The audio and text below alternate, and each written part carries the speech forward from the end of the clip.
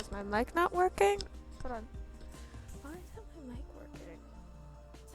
Hi! Hi. Hello? Hi? Okay, there we go. My mic's working now. It wasn't working for a little bit. Oh my god. I'll read that later. Alright, so we're gonna get started. So, I'm booting up the game right now. Alright. What's up? Alright. Can't say. Oh my god. Alright. My friends are being weird. I'm having fun. How are you guys? It could make sense. What do I even talk about anymore? My friends are being weird. It's kind of concerning. British accent part. I'm sorry. Okay.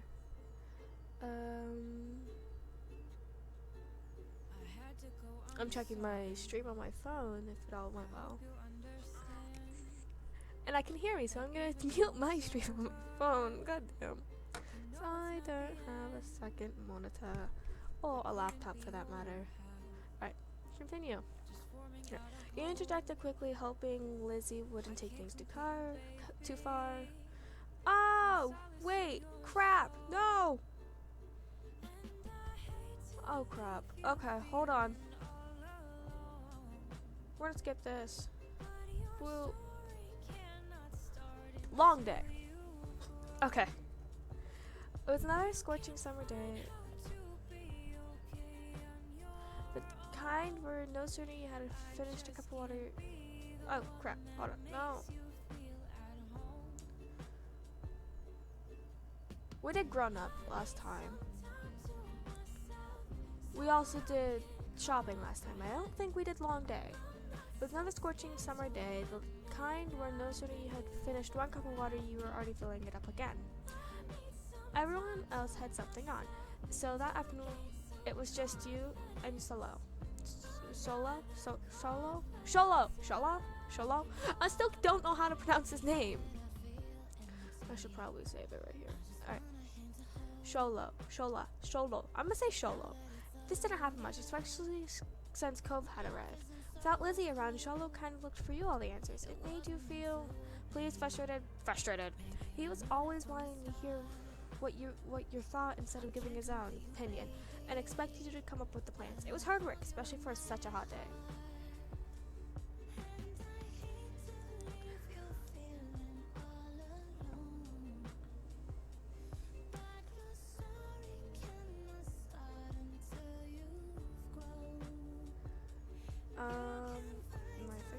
Hold on. Okay. You drained yet another drink and frowned at the empty vessel. Your thirst was gone, but you still craved something icy cold and refreshing, something sweet, something like a popsicle ice cream cone and ice cream sandwich. You craved something soft. You craved some soft ice cream sandwiched between two cookies. There was nothing like that to be found at home. You knew without needing to look, your mom didn't keep sweets in the house. Otherwise, there were plenty of places where such goodies could be obtained. But there were shops and demanded payment in exchange for their product. You voiced your predicament out loud. I want an ice cream sandwich. Sheila, but draped over the sofa, perked up. That sounds good. We don't have anything else out of the house, and I don't have any money. Oh, let me check if I have any. Sheila rummaged in his backpack and proudly produced an assortment of coins, plus one stray button. He set the button aside and counted the coins in a neat pile. Just over $1. You announced it to Sholo, and he almost certainly came to the same conclusion. But he'd been watching you expectantly. It's a start. Sheila beamed at you. We'll need to find some more. Okay. The two of you lifted the couch cushions, stuck tiny hands down deep crevices in the sofa and on the furniture, and scoured the back of drawers. Most of what you found was useless or gross. Bent paperclip, fluffy wisps, or dust or sandy crumbs. But every so often you would strike silver or bronze and add it to your growing collection of coins. Dusty and disheveled from checking every room, squinting into the tiny nooks, the two of you finished pooling your funds. Sheila had held his breath as he counted the coins once again. $2.53 and 2 buttons. You didn't know when the second button had signed to join the party, but you were too pleased with the successful haul to throw it out. Is that enough? You figured that he knew the answer without looking to you for confirmation, but the thrill of your success and the reward would cancel out any other feelings you might have had about that. Yeah, you could now afford something at the shops, just one thing, but that was infinitely better than more. Shiloh clapped his hands. Yay! The two of you dashed outside. The promise of sugar buoyed you on to your destination, where, breathless but happy, you started to look at the overwhelming number of options. You knew what you wanted, but you wasn't sure But it wasn't just you who had contributed to the funds to get a treat. He seemed to notice your pause. Aren't you getting an ice cream sandwich? Sheila asked, as though he was entirely separate from the decision, rather than someone with a stake in the outcome. Do you mind? Sheila cocked his head to the side. It was your idea. You should choose. You went ahead and you tried to get something both wanted. It wasn't fair to be the only one to decide when he'd been a main factor in making this happen. Some of the money came directly from his backpack. What do you like? All of them. They're so good. You pressed further. But what do you really like? Popsicles or ice cream? Which one's your favorite? Oh, so hard to pick. I don't know. Frustrated, you cut the heart in the matter. Do you want me to choose? I'm clicking the wrong button on my mouse. Yeah. And that was that. You got the dessert you wanted originally and hoped Sheila would actually like it too. Finally, the reward for all your hard work was in your hands. You bit the ice cream sandwich. The chewy chocolate biscuit complemented the creamy vanilla ice cream inside. He held it to Sheila so he could take a turn. He shook his head. You can finish it. He didn't want any after everything he did to help get it. That was weird. Even if Sheila said it was okay, every story you'd ever seen on TV or read in a book, said that Sharon was carrying you. Stood your ground, even as the treat started to trickle dangerously towards your fingers. It was only fair to you to have some. We both bought it, but you want more than I do, and getting to play was a lot of fun already. So you can have it. That's more fair.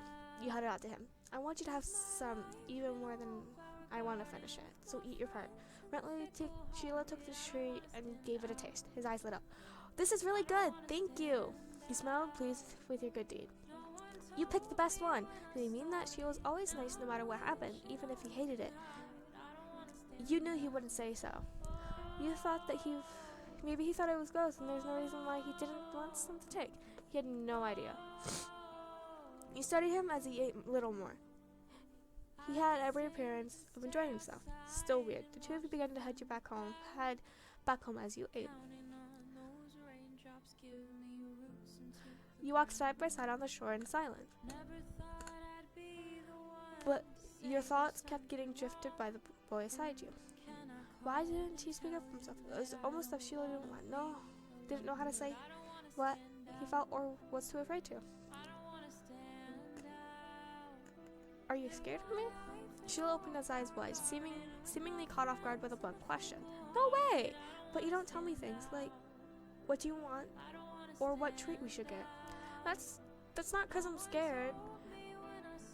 That's because you have better ideas than I do. Better ideas than I do. Unfortunately, there was yet another thing that you couldn't entirely believe. Sheila on. You hoped it was true and that he really did feel okay around you, though. Sheila made you unsure about setting a label on the experience of spending the afternoon with just him. There had been good times and there had been confusing ones. You were positive about one thing. At least the treat was delicious and that was nice. Sun was low on the horizon, and as you returned to your neighborhood, you saw two familiar figures up ahead, Lizzie and Cove. You opened your mouth to make your presence known to them just as you saw tears on Cove's face. You walked straight over, she low on your heels. Once they're there, you carefully asked what happened.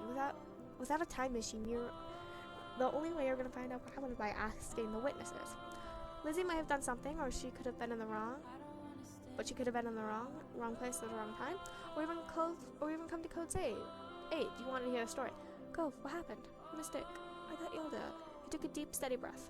Some grandparents got mad at me. Oh, sorry. Lizzie jerked her head in the direction of the nearby house. Your heart sunk. He knew exactly what had happened. Every summer, the same mean old couple rented out the condo for the summer. You, Lizzie, and Sholo knew to stay away from them, but Cove couldn't have. The wrong kind of hot in bed. Heat-induced insomnia. That was my aha. They're like that with moment. everyone. Bed sheets that keep you cool. Then I thought, how do I even sell bed sheets? That's when I had Even the your idea mom that struggled to made it find all anything nice to say about them. signing up on But that Shopify. elderly pair particularly took offense to Sign kids. up for a free trial at shopify.com/Spotify. It didn't matter if they were really nice to Cove. Spotify. Birthdays, anniversaries, holidays. These are the important dates most people Yeah, tend to Lizzie remember. said. In Lizzie the drew herself up podcast that. She Today looked in pointedly True in your Crime, direction. Parcast Uh-huh, takes you back I to was the helping. biggest events in true That's cool. crime Is there that anything I can happen do? each day in No, history. I'm just gonna Whether stay the away. crime is infamous Or just you could teach plain him a interesting, you lesson. can find the There was a story devilish behind it glint in her every day eyes. of the year. What? From Parcast, check You out could the ding dong original ditch them going series, doorbell and Today wrong. in It'll True be great Crime. because they're so Follow and slow they'll listen never now catch on you. Spotify. That's dumb. I don't want to go near them ever again. Are you saying that because you're a cluck cluck chicken? Cove glared but didn't take the bait. Lizzie turned to you. You're not a chicken, are you? You rather just avoid them. You looked at the house behind those closed doors, looked two beings, rich in years but poor in patience. Maybe they deserved retaliation, maybe they didn't, but that punishment wouldn't be coming from you. It was safer to stay far away from them, and you didn't want to give them the opportunity to make Cove sad again. I'm not doing it either. Aw, another chicken for the coop. This is a hen house now. If we're chickens, you're a lizard, Lizzie. She wagged her tongue at his face. Still better than burr-brain, cluck, chicken. The condo door opened, revealing one of the two culprits.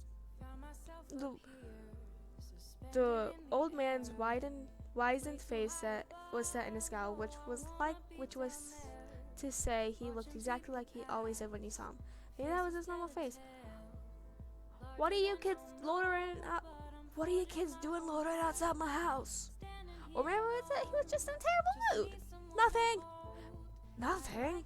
He repeated the word as if it's the great crime, as if it was the greatest crime anyone could commit.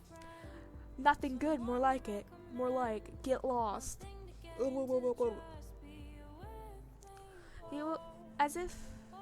wasn't as if he owned the space outside his house, but Cove's eyes, still red from his earlier tears, were wide, and you thought it would be best to heed the old man's command.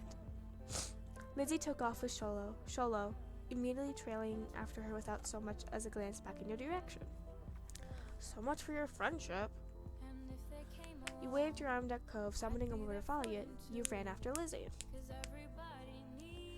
The old man hollers propelled at you from the street to the sanctity of the hill. Once you were saved, you did notice the stitch in your chest and the ache in your legs. You flopped down on the blades of glass, tickling your face. Lizzie, who had taken the lead in the end, was already lazing on the ground. The four of you took a moment to catch your breath and enjoyed the feeling of the cold grass against your skin. Hey, Cove. Cove lifted his head. I told you there was mean grandparents around here. Cove rolled his eyes and decided this wasn't dismissive, though. Enough, and rolled his whole body away from your sister. I would do that. Lizzie chose to ignore his response and started chatting to Sheila, who eagerly joined in the conversation. On the back of your mind, you knew you'd be second fiddle again to Sholo once Lizzie came around. It always went like that. It was fine, he thought. Sholo could prefer Lizzie as much as he wanted to. There were other things to attend to anyways. You wiggled closer to Cove, he had calmed down for the most part, and expecting the flowers, his finger pinched the stem up and tilted the white petals toward him. That's a puppy. Cove glanced at you in acknowledgement, then back to the flower. And these types of poppies on this hill have a name. White linen poppies, Mom told me. He quirked a smile. That's funny. He ran his fingers through the edge of the petal. Doesn't feel like cloth. You'd need a lot of them to make anything. He nodded and released a delicate plant. Evaluation complete. This is my favorite kind of art. I didn't know what it was called before. Thanks. Mine too. Oh god.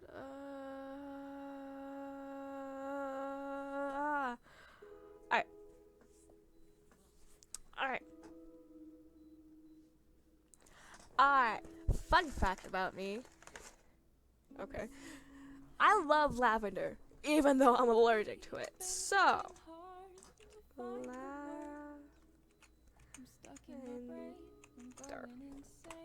Lavender, huh? Neat. Thanks. You moved onto your back with a small smile and looked in the darkening sky. The blankets of clouds reminded you of the thick throw you curled under in the cold, rainy days, wondering if the clouds would be as soft.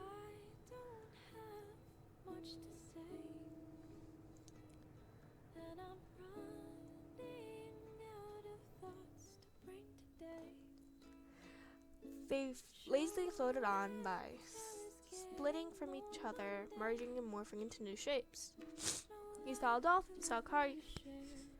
I saw a dolphin. You saw a dolphin leaping through the sky. You nudged Cove and pointed to it. Look, a dolphin. Cove joined you in gazing skywards. Yeah, I see it. Really? No, but I like dolphins. Hey! He chuckled at your reaction.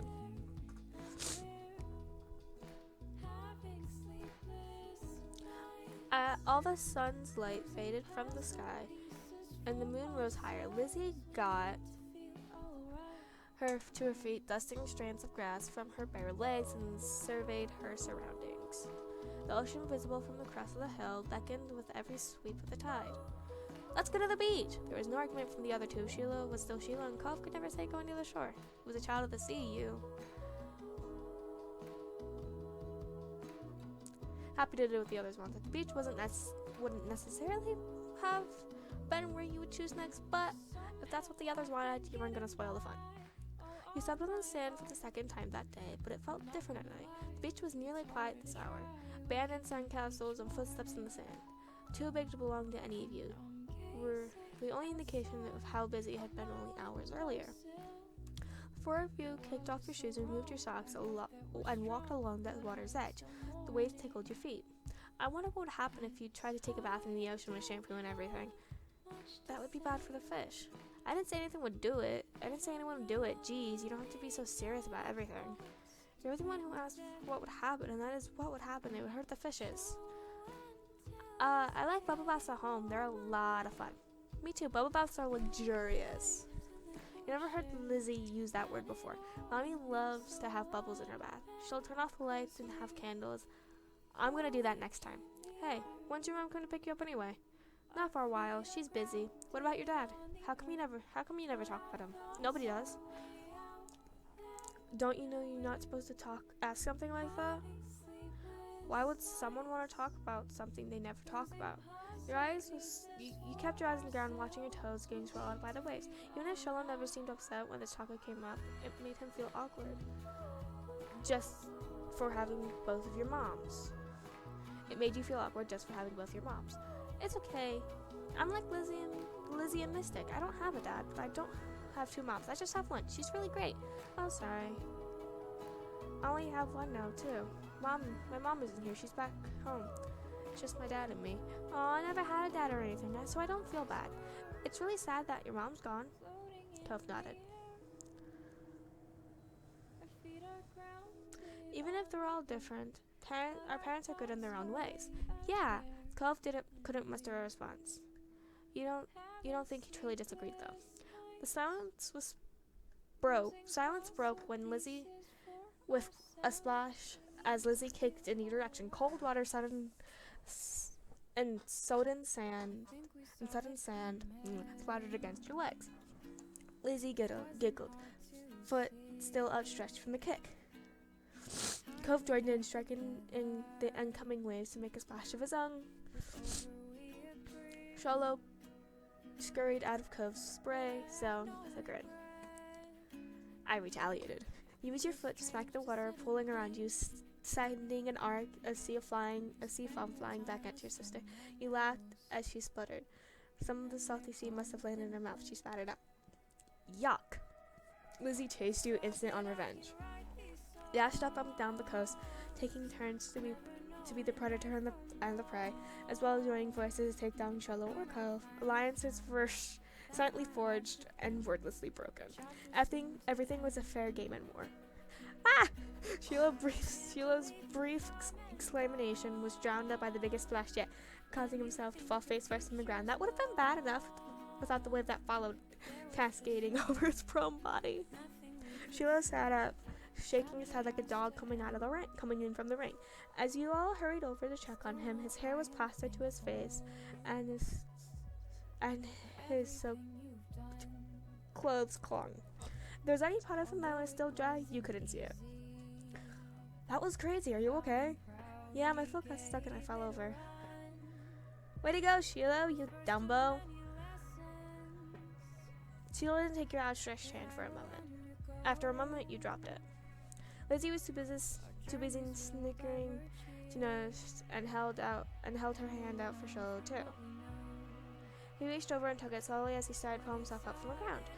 Then he slipped into the slick sand, dragging him and Lizzie down just in time for another wave to hit. The water rolled over them. Ah, sorry. What were the odds of something happening twice in a row? You thought they must be low. There's no way Sheila would do something like that on purpose and then pretend it was an accident, especially not to Lizzie. Even if your relationship with Sheila felt unclear, you did at least like her a lot. Lizzie was his favorite. Right? What? He did at least like her a lot. Okay. Smiling boldly, Lizzie extracted herself from the ground and wiped a streak of sand from her cheek. She didn't intend to let this embarrass her. Sheila got up again as well. This time without incident. He still looked like a drowned puppy, but that didn't stop Cove from laughing at the two of them. With that, it was time to call it a day. The four of you made your journey back home, leaving a trail of wet footsteps and sand in your wake. Damp clothes must have weighed down some of the group, but your spirits were high. Your arms swung side to side as the cool breeze flowed past. Your moms are outside chatting to Cove's dad. Give me a second.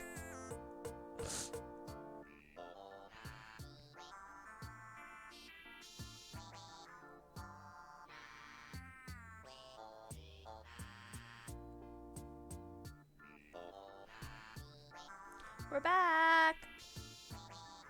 Ramon's faces fell as they took in the state of the all of you were raging from messy to soaked. Elizabeth! Is that all you have to say for yourself? You brought half the beach back with you.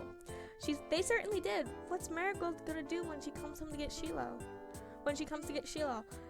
Is that how you want him for the long drive back home? Cold and filthy? Lizzie's expression turned sulky over their scolding. Being the oldest could be fun, but also meant she was the first to get in trouble when something went wrong. Mr. Holden, on the other hand, chuckled and ruffled Cove's matted hair. We're not making memories, buckaroo. Glad you had a good time with your friends. Cove used his slightly moist cast to push his dad off. Mr. Holden's eyes widened when he noticed that hadn't gotten, but now he was worried too. I think they could have found a less risky way to spend time and just had as much fun. That might be right. Kids, what can you do? Come on. Cove, let's go get you cleaned up and dried off. We won't have the cash have to be reset. Cove winced at the thought. Okay. That a boy. Mr. Holden casually bent down and plucked Cove off the ground and ultimately holding Cove against his chest. Sand was already transferring from Cove to him. But that didn't seem to bother Mr. Holden. Cove protested being carried, but only got a reassuring pat on the back for his troubles. Good night, Cove. Thanks for the talk, Cliff. No night, Rivers family. And Sholo, too. Sheila. It's Sheila. Resigned to his fate, Cove twists his body in his dad's arm in order to turn around and wave goodbye. Smiling, you return a tiny wave of your own. Well, we'd better do what we can to fix you guys up. Come on, everybody inside. We're gonna march you straight to the downstairs bathroom. Yes, Mom. Okay, Lizzie's mom. Don't worry about stopping to wipe your feet on the mat this time. That won't do much good tonight. Sitting on an old beach towel your mommy had found, you waited in the hall until you were less sandy. You weren't allowed to go to your room or walk around the house, but you did get to eat a sandwich for dinner there. It felt like an indoor picnic. It had been decided that Sheila would wash first and borrow some of your clothes. He was already finished and packed away in his mom's car. Mr. Fields had come to collect him a little while ago. It's been a funny experience seeing him without a hat for once. Lizzie was much more soaked than you and got to go in the tub next. It wasn't a bubble bath as she hoped. This was a no fun allowed cleanup session. At least that's what she claimed. Not much longer would be your turn. When the bath was done, you'd have to go right to bed. After a day like this, you were glad you weren't going to be any further events. Drifting off to sleep sounded like a great idea. Sand castles.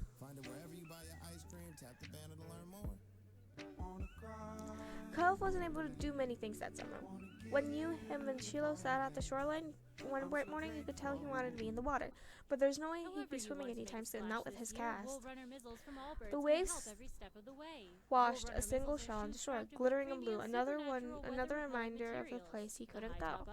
From that, you've heard about Cove's old life so far in tiny pieces and fragments. You could tell he'd do anything to be able to get that cast off.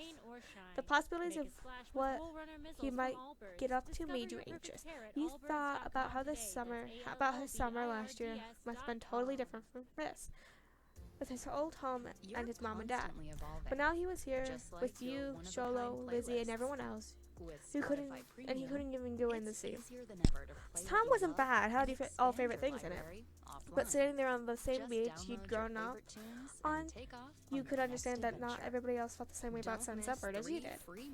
You watched him from the corner of your eye, quietly, as he finally said aloud what you've been pondering. I wish I could go in.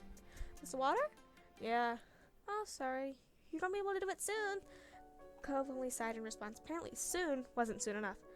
It's so pretty. It's so pretty. The ocean. And huge. There could be anything out there, like mermaids. Yeah!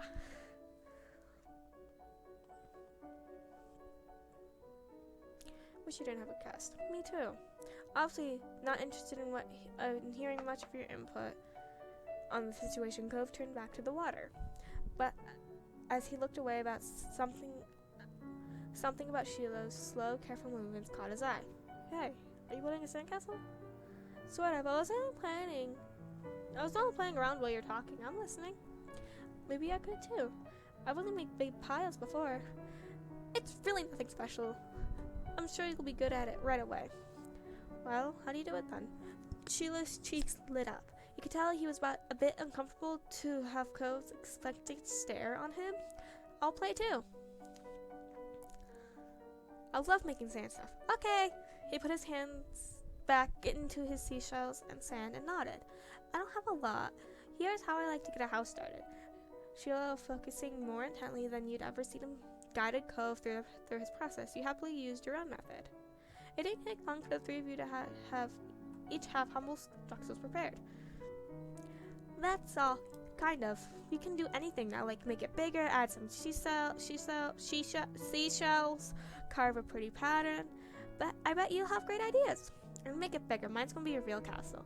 Cool. This is gonna be a house. Looking at the base of your sandcastle, you decided to make a house, a castle, castle. Look at the base of your sandcastle. You decided to build a fancy castle. The better part of the next hour was spent focusing on your own work. The boys were doing the same. Even Sheila didn't sneak as many peeks as everyone else as he usually did. You finished shaping before either of them glancing up from what you built. It seems you got done so fast because they already searched around for extra decorations. Sheila had ground most of the interesting stuff, and Cove had a lot of shells. But there's still options. First thing he reached for was red bottle cap, a blue sachet, a green piece of secret. it was best fit for the castle, you decided. It was see-through and sparkly. You tucked it away somewhere secure inside and barely poking out to make sure it didn't get lost. Pleased with your result, you finally took a proper look around that wasn't focused on the sand itself. Both Cove and Shiloh seemed super immersed still. You know you could probably sneak a peek at either one's work. I decided not to look. You watched some clouds go by instead. Silence was then broken. What's on the top of yours, Shiloh? You peeked close and discovered something shiny sticking out of Shiloh's sand chimney. Oh, it's just a gum wrapper. It looks like smoke. That's good. It's good. That's smart. Yeah, I didn't think of that. You really know a lot about this. Sheila smiled without a word. And that was for the current topic. Mystic, can I see what you did? Sure. Cove scooted closer, scooted a bit nearer, and began surveying your work. The castle boat was still pretty castle boat was impressive. All things considered, it had archways, tall walls, and even a moat circling it. You'd probably felt safe living there. Maybe your moms were the queens. Sheila quickly decided to jump on the new conversation. Hey, Mystic, what'd you do? I made a castle. Sheila didn't look so happy anymore. Both built castles? Yeah. Oh, that's neat. How you guys match? It's too bad we didn't do. I'll do it next time we should. Shouldn't that be boring? If something is only one of that thing, it makes it special. Yeah, for sandcastles and stuff.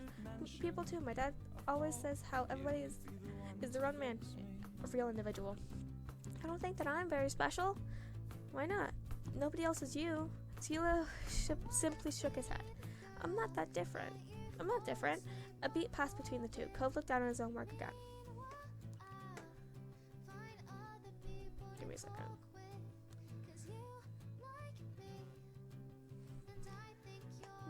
Okay.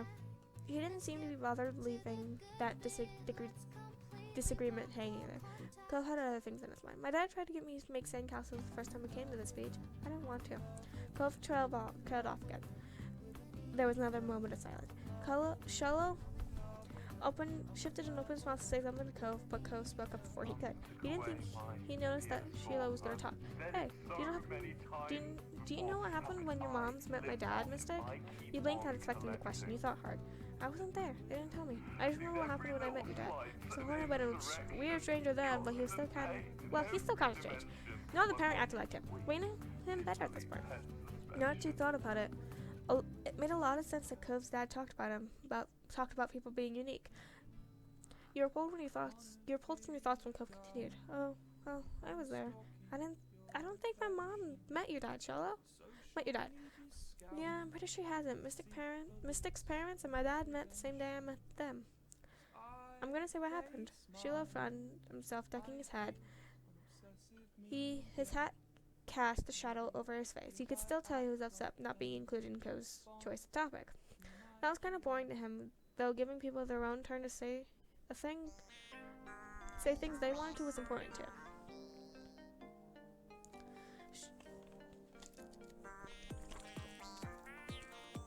Sheila could talk about stuff after Cove had a chance to share what he planned on. When we moved here, we didn't bring a lot of things with us, only some stuff that could fit in Dad's car. We didn't even get a moving truck.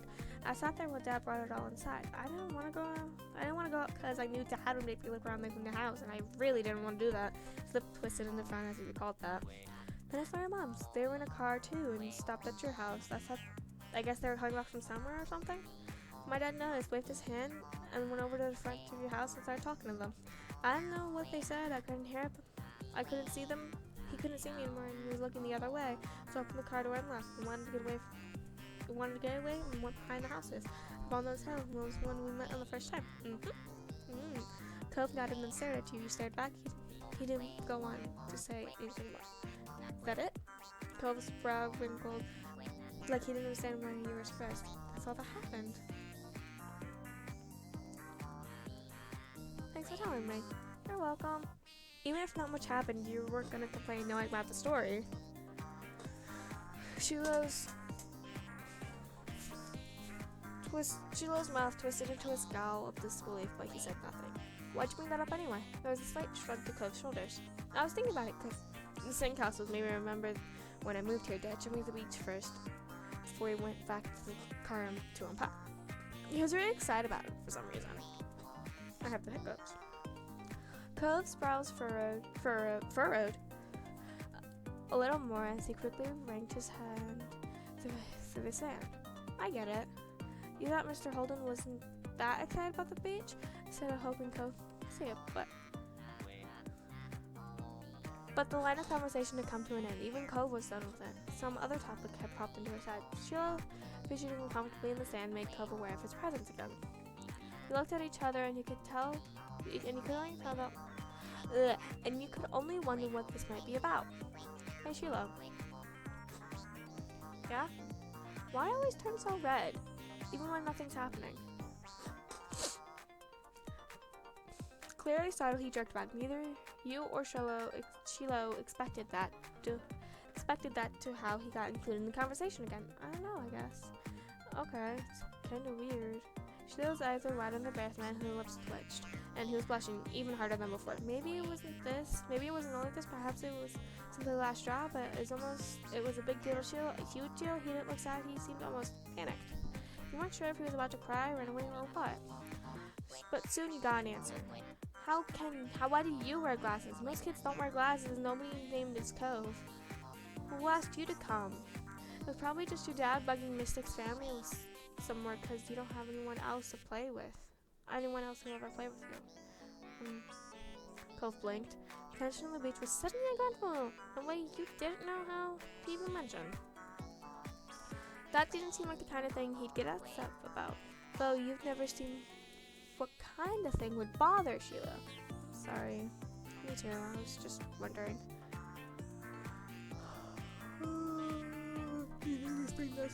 You picked up some sand. You picked up some sand and turned it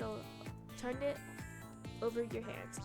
There didn't seem to be much you could do to stop the fight, and you weren't sure what to do with yourself. Cove looked at you and saw what we were doing, side on his own set of walls. Sheila took a breath before kneeling back down in his own patch of sand and assuming they both tried playing again. We were glad for that. We went back to making more sand buildings. The whole mood had changed. Sheila's cheeriness was clearly gone, and Cove looked as confused as ever about what the boy.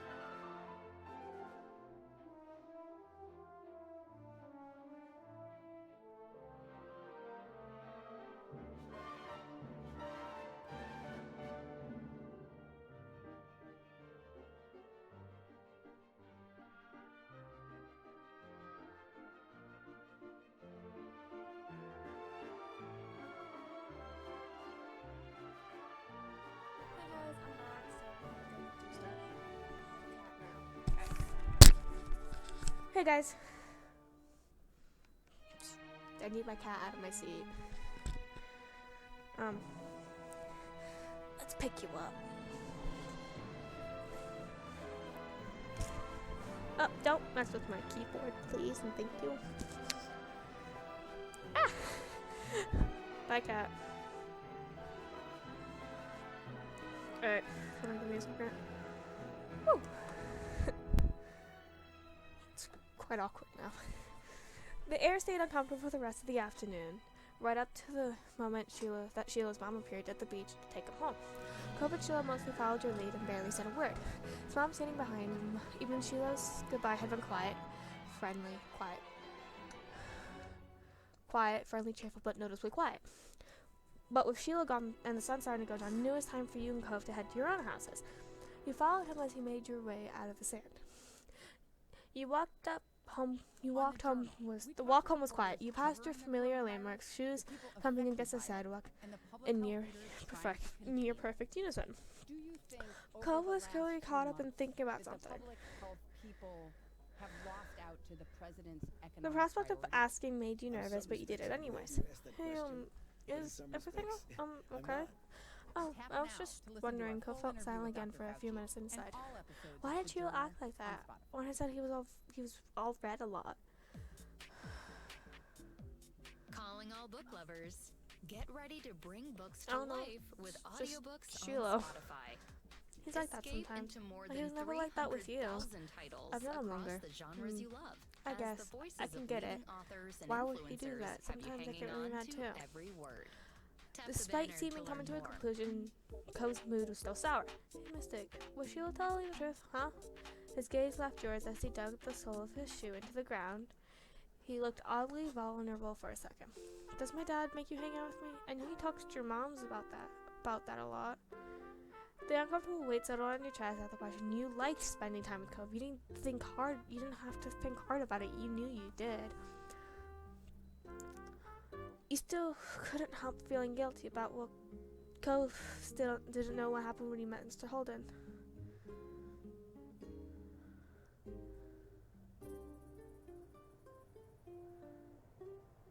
Nobody's making you spend time with you. Cove's shoulders relaxed. He hadn't even noticed that he tensed up. Yeah, that's what I thought too. Anyways, I think you were just pretending. I didn't think you were pretending. I just wanted to make sure okay is all. Thanks for telling me. Your throat tightened. It was hard to meet Cove's earnest gaze again. Keeping secrets was hard. Yeah. The two of you are now on the sidewalk near your houses. It was time to part ways. He leaned forward and wrapped your arm around him tightly. You turned your head, resting your cheek on his shoulder. Cove stood there awkwardly with his hands on his side. He wasn't able to return the hug, but you didn't get the impression he was unhappy about it. You're pretty sure it was the opposite. Bye, Cove. See you tomorrow. Yeah, bye, Mystic. You pulled away, then jogged towards your house. When you looked back, you saw Cove making his way back home too. As if he felt your eyes on him, he turned around he waved. You did too. You still felt unsure what you were supposed to do about the deal Cove's dad had offered. You didn't want to say something bad or something you shouldn't. Cove had no idea how Cove would take it. It would be terrible if it made him feel bad. What if he didn't want to play with you anymore? You might change your mind sometime, but there's always tomorrow after all. And for now, it was definitely something you'd keep to yourself. With the final look, you went inside your house. Let's do fireflies. Alright, tonight we're gonna catch fireflies. The blunt declaration from your sister made you look up for macaroni and cheese dinner. Fireflies were a familiar sight over summer, coming out on warm nights to dance with the sky. Tonight was particularly balmy. You knew there were bound to be a ton of them around. Oh, are you? They hadn't answered for sure yet, but if that's what Lizzie wanted you to do, that's probably what you'd end up doing. Lizzie was an expert at getting her way, having mastered the art by the time she could talk. That's a great idea, Lizzie. Can we, Mr. Rivers? Mrs. Rivers? Oh, God. Sheila tapped his fork again on the table excitedly, his face lighting up as he looked at Lizzie. Still unsure Still, it was unusual for Sheila to be here. Like, as always, Mom had to bring him over earlier in the morning before her job started. But normally she would have picked him up by now. She called before dinner to let your mom know she'd be late. You didn't hear why, probably more work things. You thought Lizzie maybe getting to hang out with Sheila longer is what made Lizzie want to keep running around outside. Staying at home watching TV never was an option with her with guests over. That's probably why you were sure she'd get your mom to agree. Well, it's already dark out there. Lizzie gave Mom the puppy dog eyes she could. The best puppy dog eyes she could, slowly spooning mac and cheese into her mouth while you waited for the response. Let them go. Nights like this don't happen every day. Your parents exchanged looks, then Mom eventually sighed and nodded back. Yes! Fine. Just make sure you stay on the hill behind our house and with all the poppies there. Okay? Duh, Mom, that's where most of them are. The idea had only been planted into your head, but you could already tell from the picture of the glowing lights. Glowing lights spread out in front of you, like the fairies from the bedtime stories Mommy reads you sometimes. Lizzie and Sheila started digging into their food, and it soon became a race who could finish their dinner first. Aren't you excited to go play outside, Mystic? You gave a non-committal shrug. Mystic is just mad because I always catch the mouse. Lizzie boosted proudly, her mouth full of food. Mom gave her a stern look. Elizabeth? A knock on the door interrupted Mom before she could, no doubt, scold your sister. I'll get it. Your big sister jumped out of her seat and ran over to the door, pulling it open with her without even looking out the window to see who it was. Huh? You shifted your seat and tried to get a glimpse of the unexpected guest. Good evening, Cove. Mommy had already seemed to walk by the door each time to manage to see past Sheila's floppy hat. What are you doing here, honey? Being patient and waiting to find out the reason for Cove's visit was difficult. You briefly considered leaving your chair, but when you looked up, there was a small smile in Cove's face directed at you. You tried to get down with him watching. If you tried to get down with him watching, you'd trip for sure, or something else embarrassing. So you decided to stay put and smile back. Then for a few seconds, Cove said nothing. He only stood there and looked at your mommy with a face almost like he was considering turning around and leaving. Dad told me to drop this off because I guess he borrowed it from you. Cove took a familiar screwdriver from out of his large side pocket. Eyes now dropped on the floor. We left ours back home when we moved.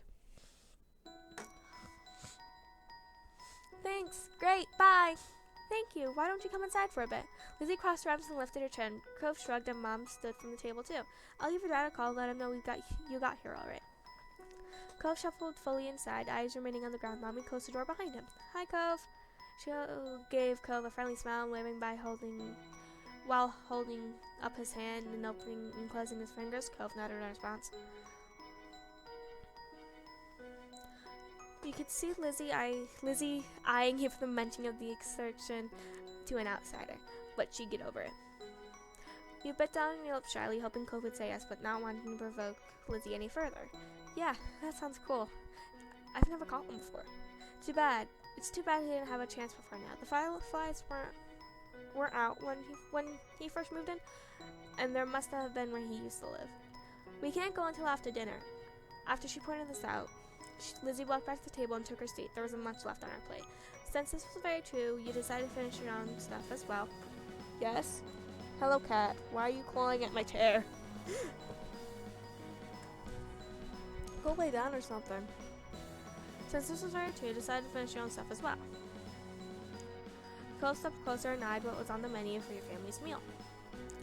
Have you eaten yet? Yeah, my dad and I ate earlier. What'd you have? Eggs. The clipped one-word answer seemed to discourage Sheila from making any more questions. His eyes slowly wandered back to the last scraps of the food on his plate. Her phone call with Cove's dad must have ended because your mom came back into the room. Cove, your dad said he can stay for a while if you'd like, but he's going to get you before it gets too much later. Sure. Oh, fun! This will be so nice. Yay! You polished off the meal. You hoped it would be too. The three of you finished eating shortly after, and Lizzie led the way outside. Remember, don't stray too far. It's fine, Mom. Sheila trailed so closely after Lizzie he was nearly stepping on her heels, and Cove hesitated at the door. He smiled lightly at Cove, and gesturing him to follow. After a moment, he did. Bye, children. Thanks, Mommy. The two of you were a good 10 or 15 feet behind Lizzie and Sheila by the time you walked outside. You pushed the door shut behind you, watching the figures get farther and farther away. You're so slow, Mystic. We don't have all night.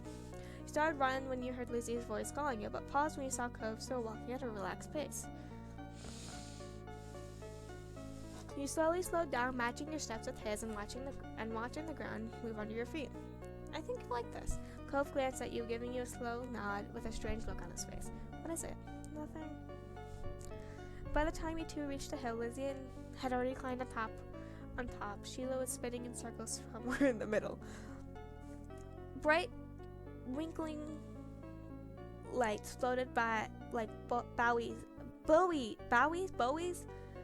on a wave. One drifted close enough for you to see the firefly at the center of the glow, and you looked at Cove, excited to see his reaction. He looked just as entranced. Whoa. Sheila took a moment to come over to welcome you both to the hill. Hi guys, it's really great, huh? See how many there are? Yeah. A firefly danced through the air, landing on Cove's sea green head.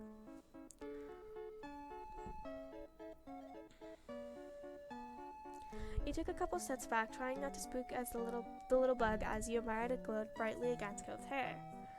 Cove raised an eyebrow, giving you a confused look, and Sheila giggled. He gestured to his head. He reached up, making the firefly dead away. Cove jumped, and then followed after the glow. Oh look, Lizzie has one too. That's amazing! Sheila ran to the highest point of the hill, making sure not to lose his hat or backpack along the way. He hummed as the group divided and conquered. Oh, divide and conquer. Great. Shifting your gaze to the dozens of fireflies sailing around, the game was on.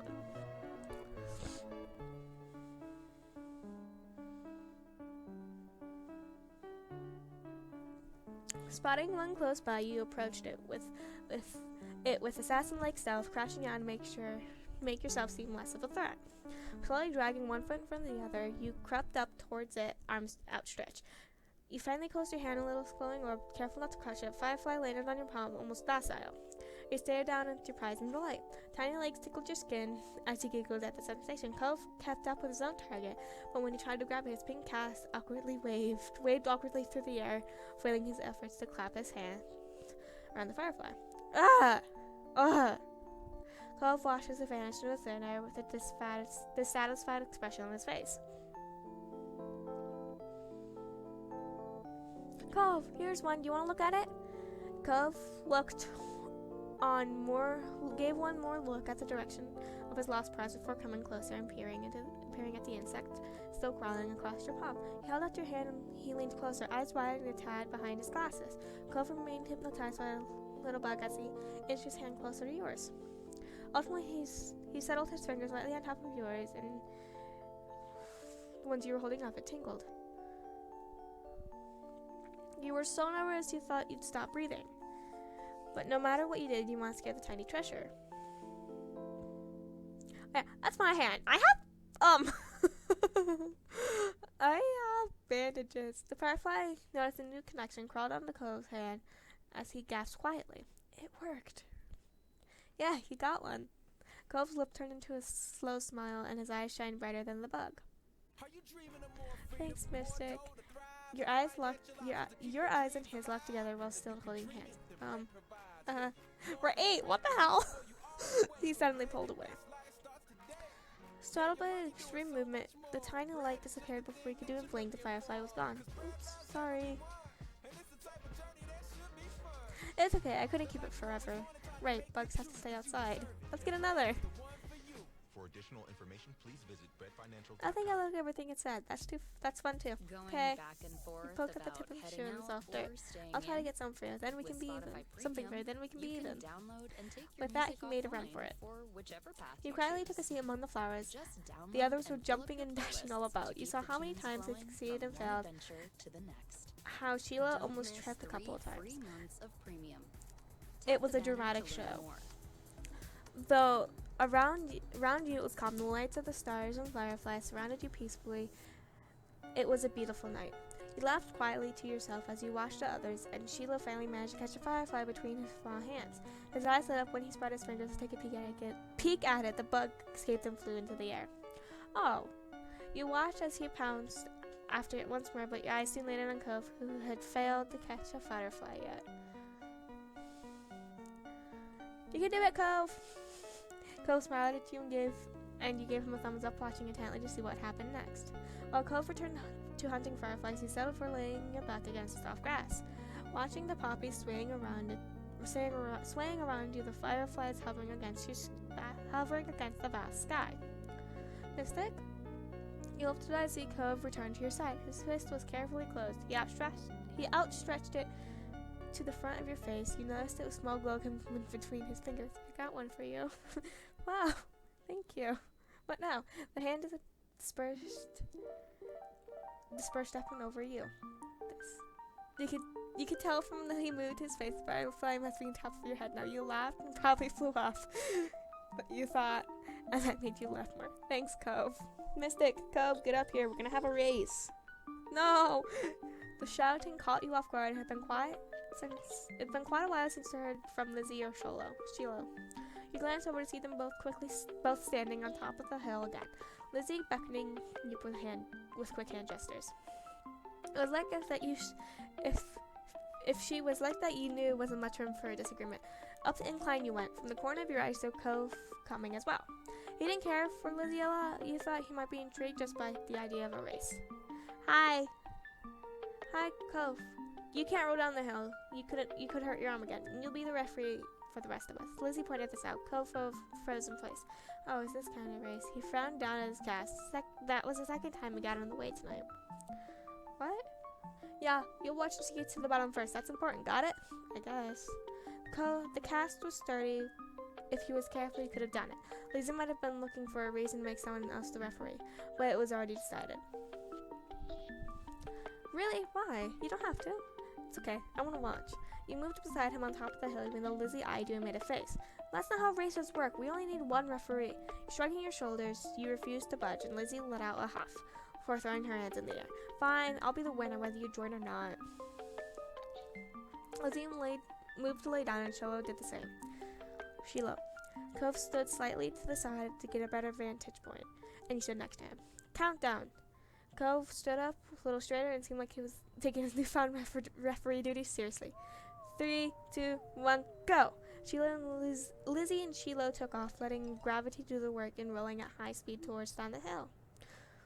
You and Cove leaned forward to watch them go, eyes peeled to which of the two of them would reach the bottom first. They were both neck and neck until halfway down when Lizzie started to veer off to the side, giving Shiloh a huge advantage. She obviously hadn't noticed that as soon as Shiloh reached the bottom of the hill, he jumped excitedly and threw his hands in the air. I won! Almost immediately, he fell back onto the grass, still dizzy from his roll down the hill. Well, Lizzie stomped out of the bush she had ended up in, spluttering, angry, and brushing leaves from the front of her dress. Not bad. You got lucky. Let's do it again and see who wins for real. Kids, it's time to come in. No! You snickered, feeling grateful you hadn't been a part of this mini debacle. He caught Cove's eyes and saw that he was doing the same. It had gotten late, and it was beginning to feel a bit chilly as you made your way up the hill. But the cold in the air hadn't dampened anyone's spirits. The four of you walked back home inside together, side by side down your neighborhood street, discussing the evening with each person trying to prove that they were the one who got the most fireflies. You knew that whoever really did catch the most didn't matter much. Anyway, all that matters is that you all had a good time, which, judging by the smiles on everyone's faces, you did. Okay, I'm gonna end it for here. I'm gonna do more tomorrow.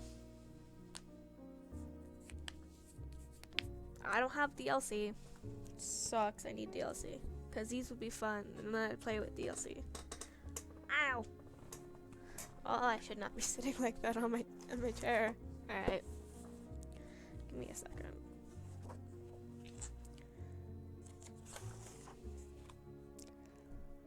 All right, bye guys.